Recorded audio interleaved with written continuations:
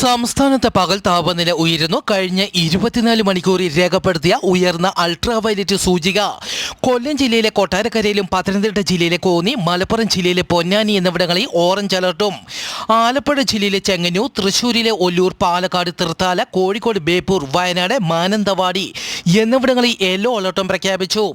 മലമ്പ്രദേശങ്ങൾ, ഉഷ്ണമേഖല പ്രദേശങ്ങൾ എന്നിവിടങ്ങളിൽ പൊതുവെ UV സൂചിക ഉയർന്നതായിരിക്കും. മേഘങ്ങളില്ലാത്ത തെളിഞ്ഞ ആകാശമാണെങ്കിലും ഉയർന്ന UV സൂചികയുണ്ടാകാം. ഇതിനു പുറമെ ജലാശയം, മണൽ തുടങ്ങിയ പ്രതലങ്ങൾ അൾട്രാവയലറ്റ് രശ്മികളെ പ്രതിഫലിപ്പിക്കുന്നതിനാൽ ഇത്തരം മേഖലകളിലും UV സൂചിക ഉയർന്നതായിരിക്കും. പസഫിക്കിലെ ഫിജി ദ്വീപിൽ ഇന്ന് 6.5 തീവ്രത രേഖപ്പെടുത്തിയ ശക്തമായ ഭൂകമ്പം റിപ്പോർട്ട് ചെയ്തു. 10 കിലോമീറ്റർ ആഴത്തിലാണ് ഭൂകമ്പം ഉണ്ടായത്.